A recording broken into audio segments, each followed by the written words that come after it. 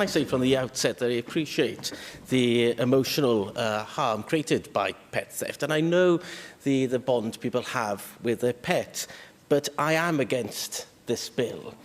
The first question we need to ask is the current law adequate?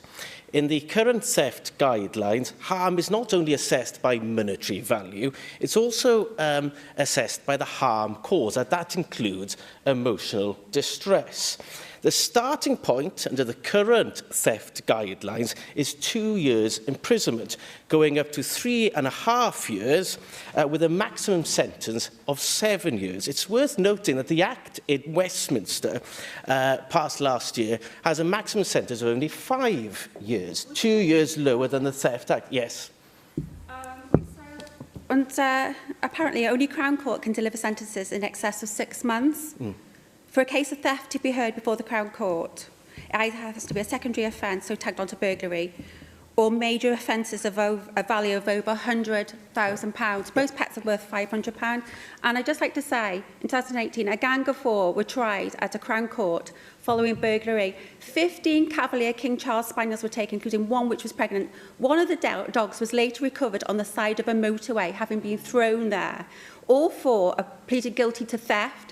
But despite this being a very serious case, in the highest possible court, the gang members still only received suspended sentences. They do not get convicted.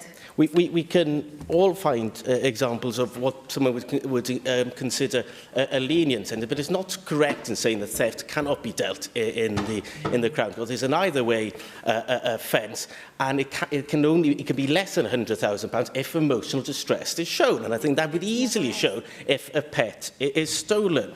So the first question is the law.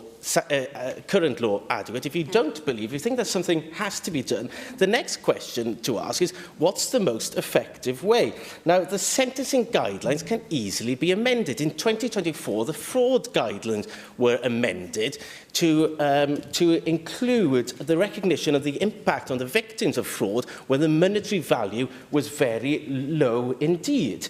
Now, this can easily be done with theft, that the stress of pets and the owners to be explicitly taken into account. Now, and if the Sentencing Council needs persuasion, under the Section 124 of the Coroners and Justice Act 2009, the Lord Chancellor has the power to tell the Sentencing Council that they need to look again at the guidelines. And in the spirit of devolution, I'm sure the same would also apply to the Council General, and would ask the Welsh Government to consider using that right to ask the Council to amend the guideline. It would be far more effective than passing primary legislation. Now, does the Westminster Pet Abduction Act address the alleged issue? That's the third question. Well, it doesn't, because welfare or suffering of the pet is not included in the Act at all. The Act does nothing explicit to increase sentences. As I've already mentioned, the maximum sentence is 2 years lower